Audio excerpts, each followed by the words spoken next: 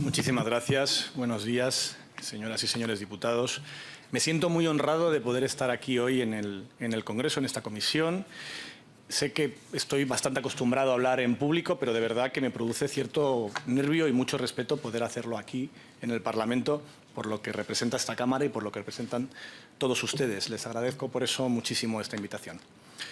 Les quiero recordar, en primer lugar, qué es lo que dice nuestra Constitución sobre la libertad de prensa. Está en el artículo 20, punto D, que protege el derecho a comunicar o recibir libremente información veraz. Comunicar o recibir, las dos cosas. Fíjense que es un derecho doble y que, por tanto, nos afecta a todos, no solamente a los periodistas, que somos los que comunicamos libremente, sino también el derecho de los ciudadanos a recibir información veraz. Lamentablemente, creo que en esta segunda parte del derecho, la parte de recibir información veraz, está hoy en riesgo, no solamente en España, sino lamentablemente en todo el mundo. Sin lugar a dudas, la llegada de Internet ha supuesto más buenas noticias que malas. Ha sido algo tremendamente positivo para la sociedad, pero al mismo tiempo, en todo el mundo, ha generado un aumento de la desinformación. Es contraintuitivo, pero es así. La llegada de la mejor herramienta jamás creada, inventada por el ser humano para difundir información, también se ha convertido en un multiplicador de las mentiras, de los bulos, de las teorías de la conspiración, y ha provocado que una parte de la sociedad, no toda, solo una parte, esté hoy peor informada de lo que estaba hace 20 años. Hay, por ejemplo, un ejemplo que para mí es especialmente desconcertante. Si pudiéramos hacer un gráfico, si tuviéramos los datos, del número de personas a lo largo de la historia que desde la Edad Media creen que la Tierra es plana hasta hoy, probablemente sería un gráfico descendente año tras año, siglo tras siglo, que bajaría, que siguió bajando con la llegada de la imprenta, que siguió bajando con la llegada de la televisión, de la radio, y que de repente ha empezado a repuntar con la llegada de Internet. Pongo este ejemplo que es extremo, un ejemplo extremo de desinformación, porque es probablemente el más claro. Nadie podía imaginar que el terraplanismo pudiera resucitar en el siglo XXI, 500 años después de Magallanes y Elcano, 400 años después de Galileo. Pero lo mismo nos pasa con las vacunas, con quienes desconfían de ellas a pesar de todas las evidencias que demuestran que han sido claves para poder erradicar enfermedades que acompañaban al ser humano durante toda su historia. O quienes creen que la crisis climática no tiene un origen en la acción del hombre, como dicen todas las evidencias científicas. O quienes defienden que ni siquiera el aumento de la temperatura esté ocurriendo, a pesar de lo que dicen los datos y lo que vemos todos nosotros en nuestras calles, en nuestras ciudades, casi cada verano. En Estados Unidos hay una parte no desdeñable de la población, según las encuestas, que cree que el gobierno y los medios de comunicación están controlados por una sociedad secreta de adoradores del diablo. O que cree que la pandemia del COVID fue provocada deliberadamente por las élites globales. La llegada de la imprenta fue clave para el desarrollo científico y social, para la ilustración, para traer luz y conocimiento a la humanidad. Es evidente que Internet trae impactos tan positivos o más, como los que en su momento fue la imprenta. Pero ¿por qué en el momento de la historia, donde la humanidad logra al fin una herramienta ilimitada y gratuita para acceder a bases de datos, a información sólida, de calidad, por qué en este momento es cuando las mentiras, la superstición, la desinformación, la manipulación o la irracionalidad prosperan? Hay una parte que tiene que ver con la alfabetización digital, que ha avanzado mucho más rápido que la alfabetización mediática. Por explicar el concepto, es mucho más fácil manejar un teléfono móvil que distinguir un bulo que te llega por WhatsApp. Hay otra parte que tiene que ver con las redes sociales, lo ha comentado el presidente en la exposición inicial y probablemente lo repitan todos los expertos. Los algoritmos de recomendación que usan estas redes para generar atención son muy eficaces a la hora de captar el tiempo de sus usuarios y a partir de ese tiempo generar ingresos publicitarios y rentabilidad para sus propietarios. Pero esos algoritmos que le dan a cada uno solo la noticia que quiere leer, sean ciertas o no, provocan una fragmentación del espacio informativo, de la realidad compartida, que lleva a la división de la sociedad. Hoy el principal factor que decide la audiencia de muchísimos medios de comunicación y a través de esa audiencia su rentabilidad, su financiación por la publicidad, depende de algoritmos que en ocasiones recompensan el mal periodismo. Más del 80% del tráfico de muchos medios digitales depende directamente de las plataformas, donde muchas veces prima la espectacularidad, las medias verdades, el sensacionalismo sobre el derecho a la información. Las plataformas no se ocupan del derecho constitucional. Esa es responsabilidad de ustedes. Se da además una curiosa situación. Los directores de periódico como yo somos responsables de cada noticia que publicamos, incluso penalmente. Judicialmente asumimos toda la responsabilidad. Pero nadie se hace responsable de lo que las redes sociales y las plataformas difunden. Y eso permite que algunos pseudomedios, que en muchas ocasiones no tienen siquiera identificados quiénes son sus propietarios, sus editores, su director, multipliquen las mentiras, los bulos o las infamias sin que absolutamente nadie se haga responsable de ellas. Ni los que la crean, ni los que las difunden a través de la amplificación en redes. Hace unos años me vi inmerso en un proceso judicial contra uno de estos pseudomedios que publicó una columna bastante grave sobre mí, inventándose incluso unas declaraciones que nunca había pronunciado. Gané ese juicio, pero no sirvió absolutamente para nada. El responsable de ese pasquín era insolvente, estaba en paradero desconocido y no se presentó en el juzgado. Solo logré llevar a juicio a la persona que aparecía como titular del dominio, que era su expareja, que cometió el error de firmar ella en su lugar. No recuperé ni siquiera las costas de los abogados. Aquel pseudomedio no logró su audiencia en solitario. Eso no hubiese existido sin la capacidad que tienen las plataformas digitales para multiplicar este tipo de mentiras sin ninguna responsabilidad. Pongo este ejemplo para explicar el problema, pero las víctimas de ese tipo de falso periodismo no son solo las personas afectadas, en muchos casos políticos, en algunos casos periodistas también, cualquier persona conocida. También son los principales perjudicados las personas que se creen estas mentiras. Muchas de estas personas en nuestra sociedad están inermes ante la propaganda digital y esto está provocando problemas para la democracia en todo el mundo. Son problemas de los que ustedes, independientemente de su ideología, no deberían desentenderse. Recibir información veraz es un derecho constitucional y de él depende en gran medida buena parte de los demás derechos y libertades. La información es un bien público tan imprescindible para un país democrático como el sistema de partidos, como la salud pública, como la educación o como la seguridad nacional. De los 5 que he citado, la información es el único bien público del que el Estado se desentiende en gran medida. Existe una intervención estatal clara para proteger la educación o la salud. Hay tantas opciones políticas como identidades en la sociedad, pero existe una voluntad inequívoca de tener un sistema de partidos robusto y plural. El Estado también se involucra en su financiación. También es el Estado el que se responsabiliza de que todos los actores de la seguridad nacional actúen coordinados entre sí para, en última instancia, protegernos de un eventual ataque. Y como demuestran los acontecimientos de las últimas décadas en todo el mundo, tener un ecosistema informativo sano, plural, comprometido con la veracidad, no es menos importante para la seguridad de un país y la prosperidad que sus Fuerzas Armadas. Y aquí llegamos al tema más delicado. ¿Qué se puede hacer? ¿Qué pueden hacer ustedes, el Poder Legislativo, para mejorar la calidad e independencia de la prensa en España? ¿Y qué pueden hacer para garantizar el derecho a la información? ¿Y cómo se puede proteger ese derecho de los ciudadanos a recibir una información veraz sin poner en riesgo a la libertad de prensa y a la libertad de expresión, que son derechos tan importantes como este? Este fin de semana en el diario.es publicamos una interesante entrevista con Rasmus Nielsen, que es el director del Instituto Reuters, que es una institución de la Universidad de Oxford. Nielsen es uno de los mayores expertos mundiales en desinformación y en periodismo. En esa entrevista decía algo interesante que comparto al 100% y que les quiero leer.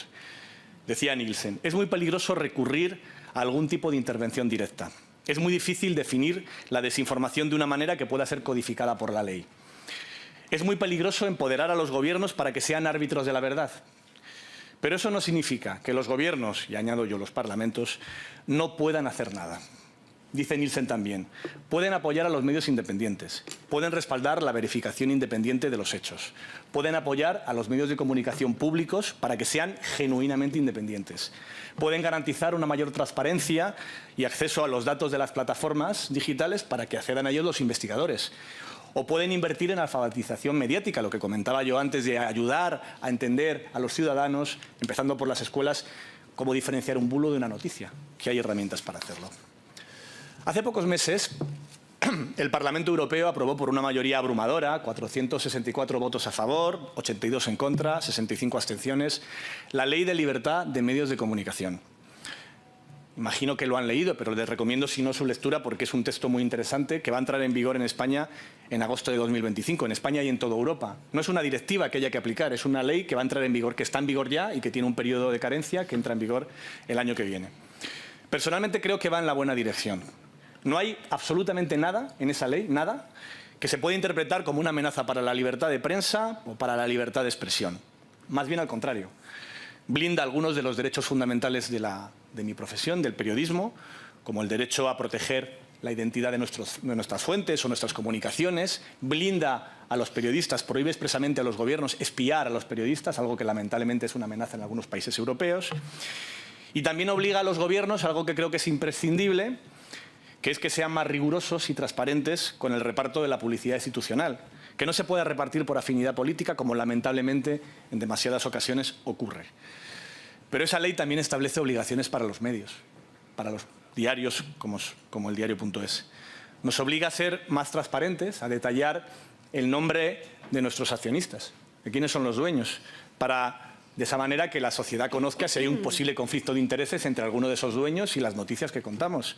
Y nos obliga también a desvelar anualmente los ingresos de publicidad institucional de las administraciones públicas. Nosotros en el diario.es estos datos hace mucho tiempo que los cumplimos. Anualmente publicamos nuestras cuentas. Este fin de semana, si alguien tiene curiosidad, están en nuestra web. Hemos publicado los ingresos del diario.es del último año fiscal, 2023. Detallamos incluso la publicidad institucional que recibimos. No tenemos ningún problema en ello. Contamos las cifras completas. Lo que recibimos del Gobierno central y lo que recibimos del resto de las administraciones públicas. Incluyo aquí también, y creo que es importante, las empresas públicas, no solamente las campañas de publicidad institucional. Están todos los datos publicados. Y esta ley, que les digo, también establece algún requisito más. También obliga a cada país de la Unión Europea, también a España, a crear un organismo regulador independiente para los medios de comunicación. En España es posible que vaya a ser la CNMC, aunque todavía no está decidido al 100%. Ese regulador no se va a dedicar a decir que una noticia es cierta o que es falsa, ni a fiscalizar directamente a ningún medio de comunicación. No va a ser esa su función y creo que es una buena noticia que no sea así. Pero sí tendrá algunas labores importantes. Lo primero, tendrá que evaluar el nivel de concentración de los medios de comunicación en España. En España y cada regulador en su país, para decidir si están en pocas manos y eso pone en riesgo la pluralidad informativa. Lo segundo, tendrá que vigilar el gasto en publicidad institucional de todas las administraciones españolas. Tendrá que hacer un informe anual detallando si se cumplen unas buenas prácticas y si se cumple con la legislación que va a obligar no solo a los medios, sino también a los gobiernos nacionales, al Gobierno nacional, a las administraciones locales y autonómicas, a detallar entre qué medios se reparte esa publicidad. Y luego tendrá también que crear una base de datos pública, accesible a todos los ciudadanos, que será una especie de censo de medios de comunicación. Y aquí llegamos a una pregunta también delicada: ¿qué es un medio de comunicación? Hasta hace unos años esta pregunta era pacífica. Todas las categorías eran bastante claras. Sabíamos lo que era una televisión, lo que era una radio, lo que era un periódico, lo que era una revista. También sabíamos qué cosas no lo eran. Las tres categorías, prensa, radio, televisión, eran bastante claras y cada una de ellas tenía pues, su especialidad, prensa económica, deportiva, información general, su ámbito de difusión, local, nacional, regional, y también, en el caso de la prensa, su periodicidad, si eran diarios o eran revistas. Había una barrera de entrada, una licencia pública para la televisión, una licencia pública para la radio y, en el caso de la prensa, una inversión industrial muy importante, muy onerosa, especialmente para los diarios. Publicar un diario todos los días era algo que no estaba al acceso de todo el mundo. Por eso el número de medios era muy limitado. Hoy hemos pasado a un mundo en el que esta clasificación ha saltado por los aires, especialmente en el caso de la prensa. Las radios más escuchadas siguen estando en la FM, aunque los podcasts tengan cada vez más importancia. Las televisiones más vistas son las de la TDT y están bastante reguladas, aunque sean pujantes los streamers. Pero con la prensa escrita, hace ya años que todos los diarios somos fundamentalmente medios digitales, porque es en Internet donde logramos nuestros lectores, incluso los que mantienen ediciones en papel. Los diarios impresos son hoy, en este soporte, irrelevantes. En este soporte, matizo bien. El periódico que más vende en España hoy no llega a los 50.000 ejemplares de media. Hace 20 años rozaban el 500.000. La audiencia digital, mientras tanto, de los periódicos que mantienen edición impresa y de los nuevos periódicos digitales, es mayor de lo que nunca fue en la historia de la audiencia de papel. Hoy en España hay varios periódicos que tenemos más de 1 millón de lectores al día. Mucho más de lo que vendió jamás los periódicos en su edición impresa. El diario.es, por ejemplo, cada día lo leen 1,5 millones de personas. La categoría prensa se ha roto. por la aparición de nuevos medios digitales con más audiencia y relevancia que algunos periódicos impresos, y también por la llegada de cientos de pseudomedios, páginas web que simulan ser un periódico cuando realmente no lo son. Una de las claves para luchar contra la desinformación está precisamente ahí, en recuperar unas categorías claras, en que permitan diferenciar lo que son medios de comunicación de lo que no lo son. Y es un debate práctico, no es un debate teórico, que está provocando ya problemas muy concretos. Les voy a citar tres. Uno, lo conocen muy bien en este congreso. Muchas instituciones tienen problemas con las acreditaciones de los periodistas. Al no existir una frontera clara entre los medios y lo que no lo son, no se puede vetar la presencia en las ruedas de prensa de personas que están directamente implicadas en la política, vinculadas a la política y no al periodismo, y que, por tanto, no deberían tener esa función. Es un problema real que, como saben, está ocurriendo en el Congreso de los Diputados y que ha provocado una denuncia y una protesta formal de la Asociación de Periodistas Parlamentarios. El segundo problema, las plataformas digitales, fundamentalmente Google, pero no solo, sufren el problema de que tampoco pueden dejar o incluir de manera clara y decidir qué entra y qué no entra, no ya en las búsquedas, sino en la multiplicación de las audiencias a través de herramientas como Google Discover. Hay países como Francia donde existe un censo público, pacífico, que nadie discute, donde está claro quiénes son los periódicos y, por tanto, Google y las demás plataformas lo tienen mucho más sencillo para decidir esto yo lo puedo amplificar y esto no. Pero en España esto no existe. Y lo mismo ocurre con la publicidad institucional. Existen presupuestos para prensa, para radio, para televisión y para Internet. Pero la categoría de prensa se ha quedado obsoleta, porque el papel hoy tiene una audiencia muy, muy inferior a la que fue. Y en la categoría de Internet se ha creado un cajón desastre, donde te caben plataformas digitales, TikTok, medios y pseudomedios también. Hay maneras de decidir qué es un medio y qué no lo es sin caer en la arbitrariedad, a través de criterios claros y objetivos. Y la propia ley europea ya establece algunos de ellos. Es algo que es pacífico allí. Donde en el artículo 18 define cuáles son los requisitos que tendrán que cumplir las plataformas digitales a la hora de amplificar a los medios de comunicación o poder quitarlos de ahí. O poder decidir, esta página web no puede estar en este club donde están los medios de comunicación. Entre otras cuestiones, la ley europea pide estos tres mínimos. Primero, que sean independientes de partidos políticos o de terceros países. Segundo, que estén sujetos a normas editoriales bajo la supervisión de alguna entidad externa independiente o un mecanismo de autorregulación. Hay varios que ya existen en Europa y en España. En Europa tenemos la Trust Initiative o la Journalist Trust Initiative, que es de periodistas de Reporteros Sin Fronteras. Nosotros estamos adheridos a ella. En España existe el Código Deontológico de la FAPE, la Federación de Asociaciones de Periodistas Españoles, que también tiene una comisión de quejas que emite dictámenes no vinculantes, pero sí morales, en el sentido de que te dice esto ha sido una mala práctica o esto no lo ha sido, y que es algo, creo que pacífico entre los medios de comunicación. Y el tercer requisito que pide la ley europea es que ofrezcan contenidos elaborados por una inteligencia artificial sin intervención humana. Esto, que parece ciencia ficción, es un problema real. Gran parte del periodismo chatarra que se hace para los buscadores se hace ya con IAs. Y que genera en muchos casos desinformación, porque la IA es muy hábil a la hora de emular una redacción hecha por un humano, pero muchas veces incluye datos falsos, en muchísimas ocasiones. Yo a estos tres requisitos de la ley europea añadiría tres más que también creo que deberían ser pacíficos. El primero, que un medio de comunicación tiene que tener periodistas en nómina. Parece una perogrullada, pero hay una infinidad de pseudomedios que no tienen un solo periodista, ni uno solo. Segundo requisito, que sea transparente en su financiación, no solamente en los ingresos públicos o en la propiedad, en más datos. Que cuente a la sociedad, a sus lectores, cómo se financia y cuáles son sus ingresos y gastos. Igual que lo hacen un montón de empresas o organizaciones, los partidos es un ejemplo, que están sometidas a una mayor vigilancia porque tienen una mayor importancia en el sistema de libertades y derechos. Y en el caso de la prensa escrita, y lo acoto a la prensa escrita, creo que también tiene que tener una comunidad de lectores real. Una comunidad que esté mínimamente implicada en su financiación. En todo el mundo hay un indicador de calidad, de prensa de calidad, me refiero a la prensa escrita, que es los suscriptores. Que tenga suscriptores. Que se ha convertido en todo el mundo en un indicador pacífico para diferenciar a la prensa escrita de calidad de la que no lo es. En resumen, yo creo que no hay periodismo sin periodistas, que no hay periodismo sin transparencia y que tampoco hay periodismo sin lectores. No creo que ninguno de estos tres requisitos que planteo, o los que plantea la ley europea, sean amenaza alguna para los verdaderos medios de comunicación, independientemente de su línea editorial. Ojo, esto no significa que las páginas web que no cumplan con esto tengan que ser censuradas o borradas. No hablamos de otra cosa. Lo que dice la ley europea es que estas páginas no tienen que ser amplificadas en las plataformas. Y yo añado, no deberían tampoco recibir dinero público y tampoco deberían poder acreditar a periodistas ante las instituciones si no cumplen con unos requisitos mínimos. Pero, por supuesto, pueden emitir información.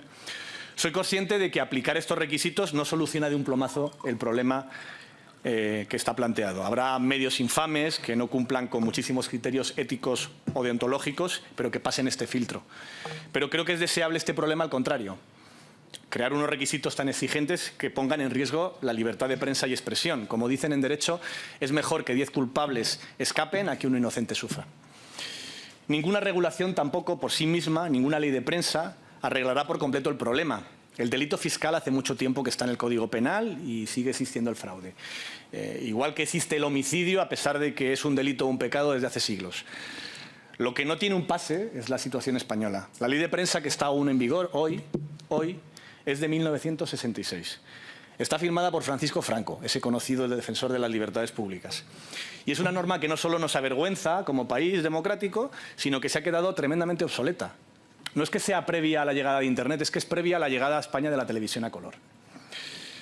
Lo mismo ocurre con otras regulaciones. La Ley de Protección del Derecho al Honor es del 82. La ley que regula el derecho a rectificación del 84. Todas ellas necesitan una actualización por un motivo evidente. Ninguna de ellas contemplaba la llegada de Internet y lo que supone. Ninguna de ellas. Les reconozco que en mi profesión, el periodismo, hay un enorme miedo a cualquier regulación. Buena parte de la prensa, lo escribí en un reciente artículo, ha asumido la libertad de expresión y de prensa como un absoluto. Imposible de regular sin cercenar ese derecho, como si la libertad de circulación estuviera amenazada porque existen las multas de tráfico, los alcoholímetros y los límites de velocidad. Yo creo que es justo al contrario. Hace falta una regulación de la prensa precisamente para proteger el derecho de la ciudadanía a recibir información veraz. Porque una parte de lo que aparenta ser periodismo y no lo es, se ha convertido en una industria contaminante que está intoxicando a la sociedad. Muchísimas gracias.